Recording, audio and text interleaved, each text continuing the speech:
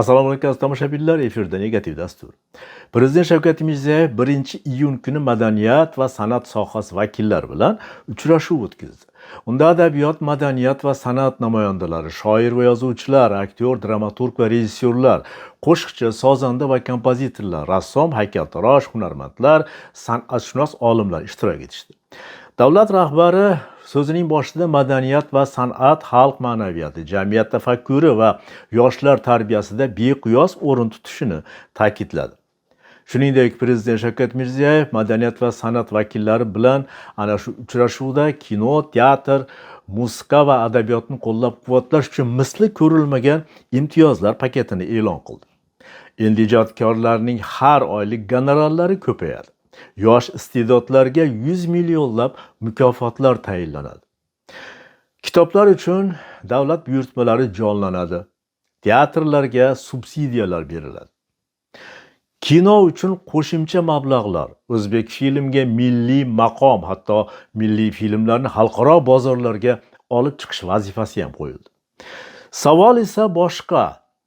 Pul bor, imtiyoz bor, qo'llab-quvvatlash bor. Shuningdek, davlat birinchi bor qo'shiqchilar, kinochilar, teatr artistlari va yozuvchi shoirlar oldiga tovoqda tilla qo'yib, ular yelkasiga zarrin chopon tashlayotgani yo'q. O'zbek san'atkorlari va ijodkorlari 35 yildan buyon mukofot olishadi. 35 yildan buyon imtiyozlarga ega chiqishadi. Biroq 35 yil ichida qo'shiqchilik san'atida yarq etgan iste'dodlar ko'rindimi? Xalq 35 yil avval kimni eshitgan bo'lsa, bugun ham o'shani eshityapti. O'zbek kinosi 35 yil ichida Cannes xalqaro film festivalida mukofot olmadi. Mustaqil bo'lgan o'zbek kinochilari, o'sha eronlik hamkasblari singari Ajralish, Jannat bolalari, Do'stimning uyi qayerda kabi dunyoni larzaga solgan filmlarni yarata olishmadi. Prezident o'zbek kinosi vakillarini ham mukofotladi. Ulardan biri aktyor Matyoqub Matchonov bu yig'inda so'zga chiqib, o'zbek kinosining Cannes xalqaro festivalida mukofot olgani haqida gapirdi. Mana bugungi kunda kinoyimiz ana shu darajaga ko'tarildi. Mana Cannes shahriga borib, xalqaro nufuzli kino festivalida sovrin olib kelishyapti. Adolat tufayli, siyosati tufayli xirtdan ochiq kino ijodkorlar davlat mukofotidan mukofotlandi. Ruxsat bersangiz, barcha kino ijodkorlar nomidan mukofotlangan barcha kino ijodkorlar sizga chuqur minnatdorchilik izhor qilishadi. Ana shunday ulug' qilayotgan ishingizda albatta siz yoningizdamiz. Sizni komandangdamiz. Kinochilar har doim siz bilan birga bo'lishadi. Rahmat sizga. Qo'pol qilib aytganda aktyor Matyoqub Matchonov prezidentga yolg'on ma'lumot berdi. O'zbek filmi Cannes xalqaro kino festivalida umuman qatnashmagan. O'sha kunlari Cannes shahrida boshqa bir kino tadbir ham o'tgan va unda Quyosh bolasi Yusuf o'zbek filmi taqdirlangandi. Biroq o'zbek mediasi bu voqeani Cannes zabt etildi, o'zbek kinosi tarixiy natijaga erishdi degan pafosli iboralar bilan ommaga taqdim etdi va mamlakat prezidentiga ham bu voqeani O'zbekiston filmi Cannes xalqaro film festivalida Grand Prix oldi deb olib kirishdi. Hindistonda Satyajit Ray degan kinorejissor bo'lgan. Ana shu rejissor o'zining Peter Pancheli, ya'ni Yo'l qo'shig'i nomli filmini 55-yilda ekranlarga chiqargan. Bu uning birinchi filmi. Rejissor filmni katta qiyinchiliklar bilan qarz olib, hatto 1-2 yil davomida bo'lib suratga olgan. Film Hindistonga tilga tushgandan keyin 56-yilda Cannes xalqaro kino festivaliga yo'l oladi. Yo'l qo'shig'i filmi u yerda Best Human Document mukofotini qo'lga kiritadi. Bu nafaqat film, balki butun Hind kinosi uchun burilish nuqtasi bo'ladi.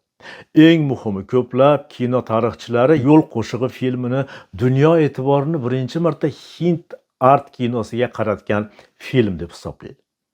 Ungacha G'arbda Hindiston kinosi asosan o'sha o'yin, kulgi, egzotika yoki musiqali filmlar orqali tanilgan. Yo'l qo'shig'i esa qashshoq Bengal qishlog'idagi oddiy oila hayotini o'sha realistik tarzda oq-qora rangda ko'rsatib berdi. Hind kinosi dovrug'ini dunyoga yoydi. Bu film YouTube kanalida bor, izlab ko'rishingiz mumkin. Qizig'i shundaki, ana shu film suratga olinishi uchun rejissor Satyajit Rayga Hindiston hukumati buyurtma bermagan. Hindiston bosh vaziri uni chaqirib, "Davay Satyajit Ray, qishloq haqida film ol, keyin uni Cannesga jo'nat, mukofot olasan" demagan. Aksincha, film olinayotgani haqida rejissor va uning atrofidagilar bilishgan xolos. Filmni moliyalashtirish muammosi shunchalik og'ir bo'lgan ekanki, o'sha suratga olish jarayoni bir necha marta to'xtab qolgan ekan. Keyinroq mahalliy hokimiyat buni bilib qolib, o'sha biroz moddiy yordam bergan, lekin bu narsa film g'oyasiga ham, ssenariysiga ham, badiiy yo'nalishiga ham ta'sir qilmagan.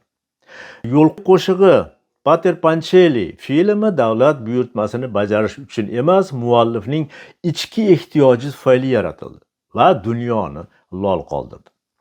Mashhur kinorejissyor Akira Kurosawa yo'l qo'shig'i Pater Pancheli filmini ko'rib, Satyajit Ray filmini ko'rmagan odam quyosh va oyni ko'rmagan odamga o'xshaydi deb ta'riflagan ekan.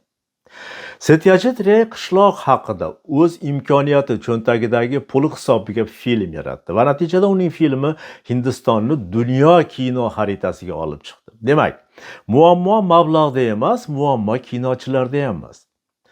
Muammo davlat tomonidan san'atkorga buyurtma berilishida. Bu albatta mening shaxsiy fikrim. Haqiqiy film, spektakl yoki qo'shiq og'riqdan tug'iladi. Savol berishdan tug'iladi. Jamiyatning eng og'riqli nuqtalariga qarashdan tug'iladi. Prezident san'at ahli oldida ma'ruza qilar ekan, yoshlarga faxr va iftixor beradigan kino kerak dedi. Albatta kerak. Lekin kino faqat faxr haqida bo'lsa, u targ'ibotga aylanib qolmaydimi?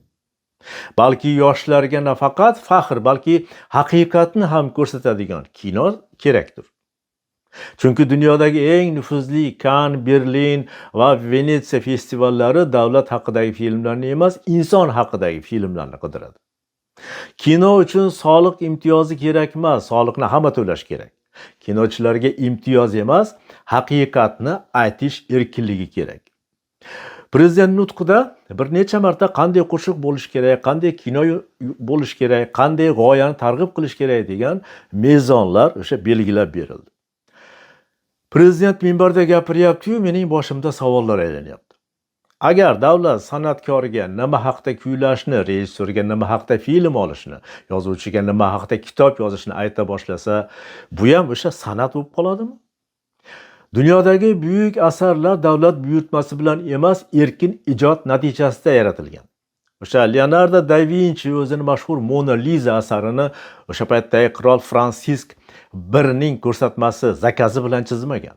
Yoki Amerika prezidenti Michael Jacksonni yoniga chaqirib, tabiat, atrof muhit haqida qo'shiq ayt, butun insoniyat uni eshitib yig'lasin demagan. Michael Jackson o'sha o'zini Yer nidosi qo'shig'ini davlatdan buyurtma olmasdan yaratgan.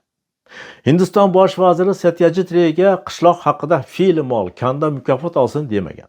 Yoki o'sha Eron prezidenti rejissyor Asqar Farhodiyni yoniga chaqirib, bir oila haqida film olgan. Shunday film bo'lsinki, Oskar mukofotini olsin deb zakaz bermagan. Rejissyor Asqar Farhodiyning Ajralish filmi Oskar olgani haqidagi xabarni Eron prezidenti el qatori matbuotdan bilib eshitgan. Sovet ittifoqi rahbarlari esa Andrey Tarkovskiyni chaqirib, inson ma'naviyati haqida shedevr yaratib topshiriq berishmagan. Tarkovskiy shunchaki o'z vijdoni, o'z savollari va o'z dardi bilan yashagan. Buyuk san'atning tabiati shunday.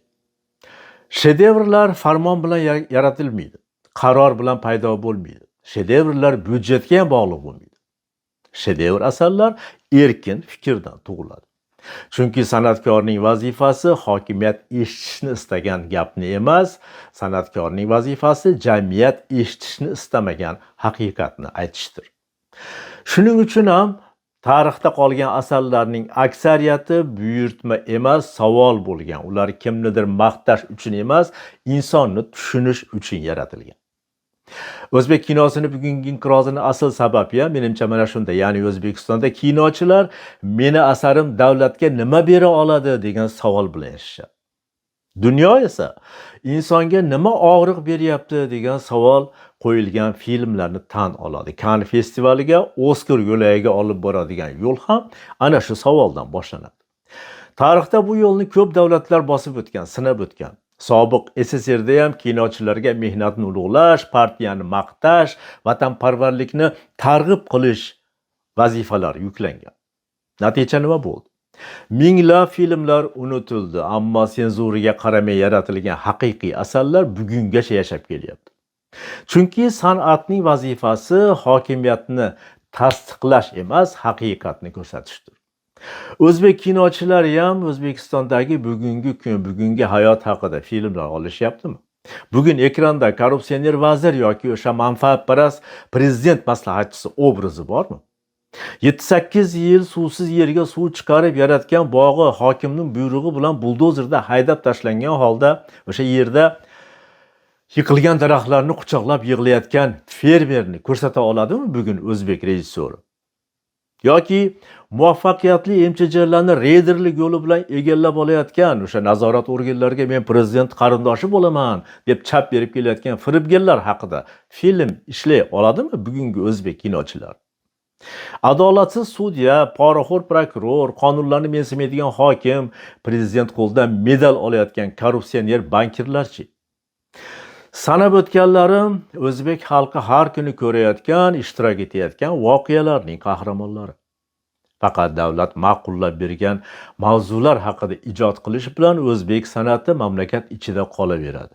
Jahon uni qabul qilmaydi. Prezident san'atkorlarga nimalar haqida ijod qilish haqida o'sha rejalar berdi. Prezidentga ko'ra endi yaratilayotgan filmlar sahna asarlari va qo'shiqlarda mahalla, oila, mehnat, ekologik madaniyat, sog'lom turmush islohotlarga daxldorlik hissi ko'rinib turishi kerak. Bularning hammasi yaxshi mavzular. Lekin davlat san'atdan faqat shu mavzularni talab qila boshlasa, san'at asta-sekin propaganda vositasiga aylanadi. Prezident san'atkorlarga qarab asarlarning asosiy muammosi milliy ruhning yetishmasligida dedi. Bu gap bir qarashda juda ham chiroyli eshitiladi. Lekin agar uni tahlil qilib ko'rsak, savollar yanada paydo bo'laveradi. Avvalo milliy ruh nima o'zi? Bu juda keng va noaniq bir tushuncha.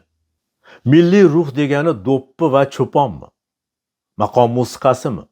Tarixiy qahramonlar haqidagi filmlarmi yoki millatning og'rig'i, quvonchi, orzu va muammolarini ko'rsatishmi?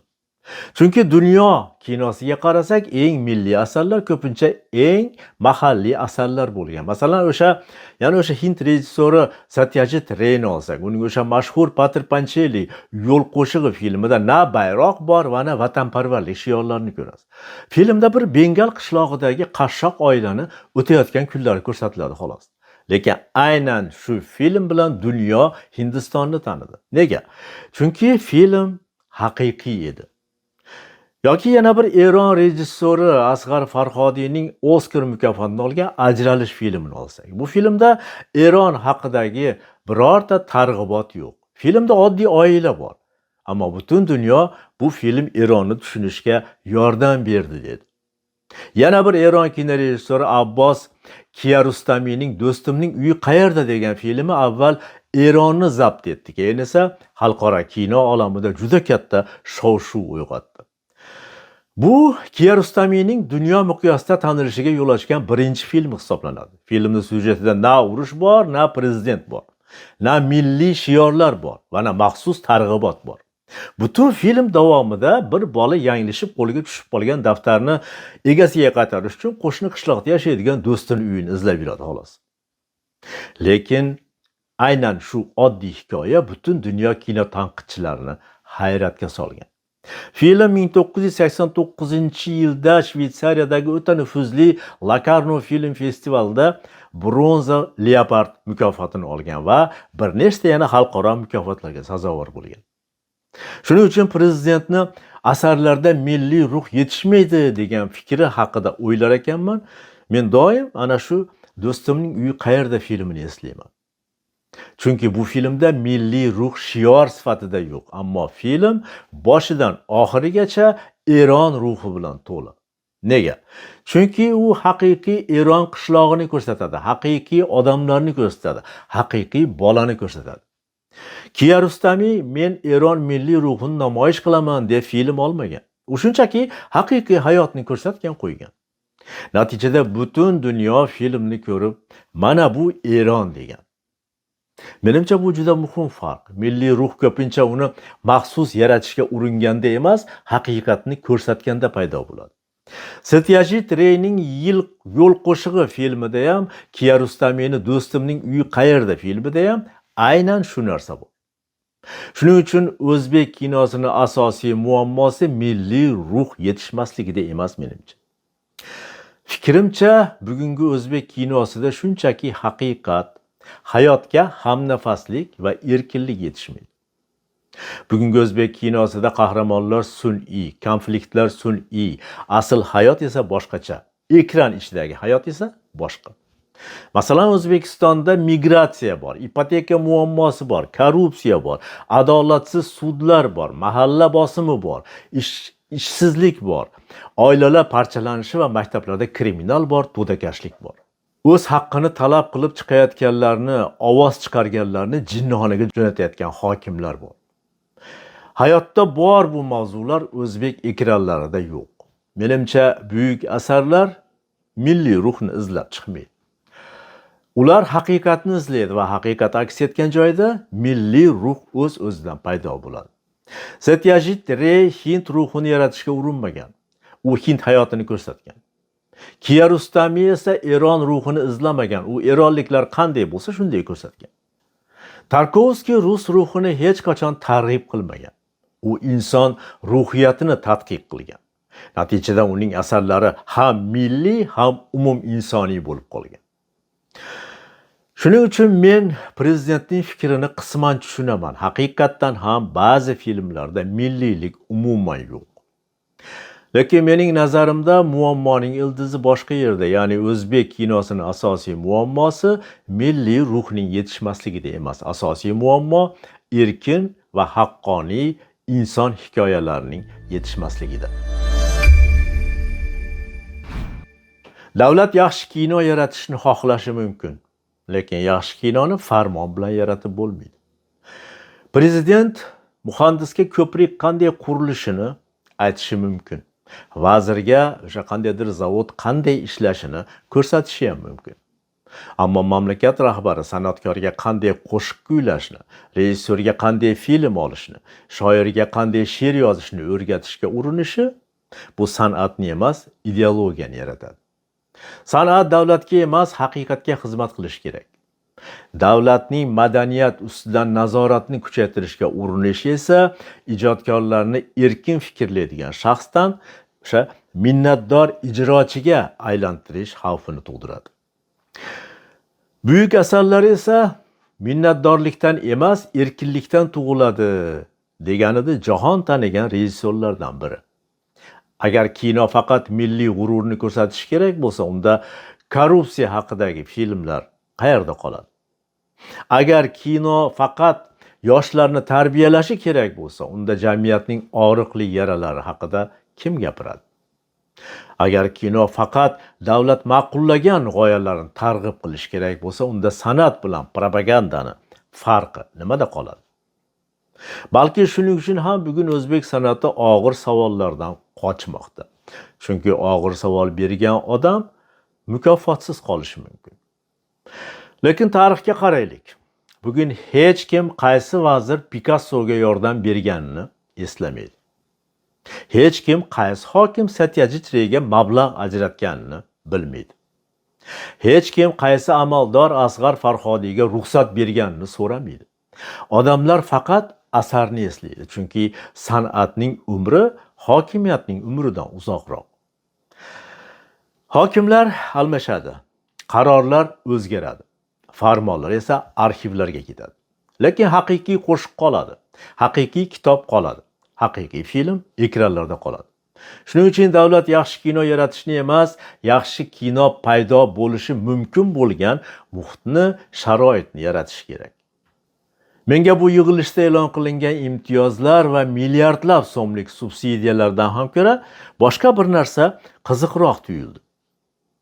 Nega davlatga bir vaqtning o'zida shuncha san'atkorning ko'nglini olish kerak bo'lib qoldi?